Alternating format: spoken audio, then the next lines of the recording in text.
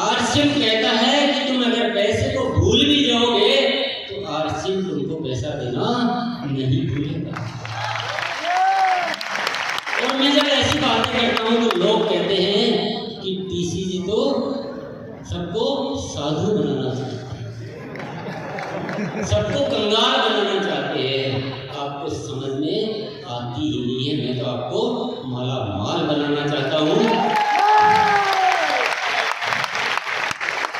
कुछ क्या हमारे देश में कल्चर है, अलगाववाद का एक बहुत बड़ा कल्चर है। प्रहलाद जी कुछ बोलेंगे तो मैं प्रहलाद जी की बात सुनने में दिमाग कम लगा रहा हूँ, मैं इस बात में दिमाग लगा रहा हूँ कि मैं इनकी बात को काटूं। ये बहुत बड़ा है। ये यहाँ पर ये जो इतने आंदोलन आपस में भड़काया जाना और ये पार्टी वो पार्टी, यहाँ तो धर्म के बंटवारे हो जाते हैं। हम कौन सी बड़ी बात है। तो हर इंसान, हम बातों को डूब नहीं रहे, हम कैसे अलग हुए। और बहुत सारे मैंने जाने, हमारे मनों में जाने क्या क्या पॉलिटिक्स और राजनीतियां चलती है। मैं तो आपके सामने बोलना भी बंद कर दूंगा। जिस दिन आप आरसीएम वाले हो जाओगे उस दिन मुझे आपसे कोई बात नहीं करनी। आपको लगता है कि मेरी वजह से आपको कोई दिक्कत है तो मैं बिल्कुल यहाँ से हट जाऊंगा, लेकिन आप आरसीएम वाले तो हो। मैं कैसे अपनी जिम्मेदारी को बीच में छोड़ दूँ? आप क्या सोचते हैं मेरी कोई जरूरतें हैं? मेरी कोई जरूरत नहीं है, कोई जरूरत नहीं है। मेरी सिर्फ एक ही जरूरत है कि मुझे नए भारत का निर्माण बजा देते हो, लगे कर देते हो, लेकिन अंदर का दिल,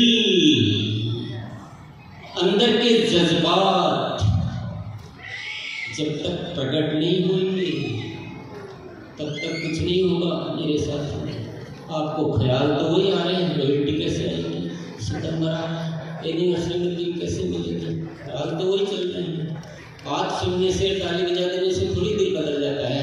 पर आज अगर आपको मेरी बात समझ में आती हो तो समझ लेना, दूसरे कुछ भी कहे, हर किसी की बातों में मत आइए, अपना वजूद कायम कीजिए कि दुनिया में मैं मेरे उसूलों पे कायम हूँ, मेरे जैसा बनिए। मेरे को आप कितना ही मिसगाइड करो, कैसे ही कंफ्यूज करने की कोशिश करो, मेरी बुराइयां करो, मेरे कुछ भी करो, मैं अपने मिशन पे पूरी तरह से कायम हूँ। नए भारत के निर्माण के अलावा मैं कुछ नहीं सोचता। मैं जीवन मूल्य के अलावा जिंदगी की कोई आवश्यकता को जरूरी नहीं समझता।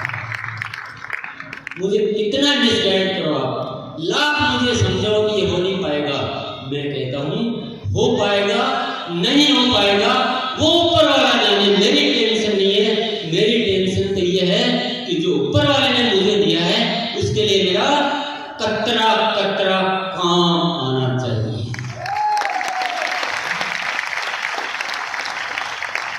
मैं सभी को आग्रहपूर्वक निवेदन करता हूं कि मैं आपका विरोधी नहीं हूं, किसी का विरोधी नहीं हूं।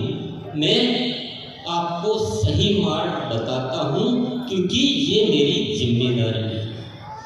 आप गलत जाओगे तो मैं याद दिलाऊंगा, इसलिए नहीं कि मैं आपसे नफरत करता हूं, इसलिए क्योंकि ये मेरी जिम्मेदारी है। मैं किसी को धोखा नहीं देना चाहता, मैं किसी की गलत बात पे तारीफ करना मुझे पसंद नहीं है। लेकिन हमारे सिस्टम में ऐसी ढेर सारी चीजें हैं कि यहाँ हम जो कुछ भी नहीं कर रहा है उसको भी ढेर सारे इनाम देते हैं। जिसको सुधारने की बात करनी चाहिए उसको हम इनाम देते हैं। तो सिस्टम का क्या होने वाला है, लोग क्या सीखने वाले हैं। तो मैं तो ऐसी चीजें बर्दाश्त करता रहूं या नहीं करनी चाहिए, मुझे बोलना पड़ता है। और मैं कहता हूं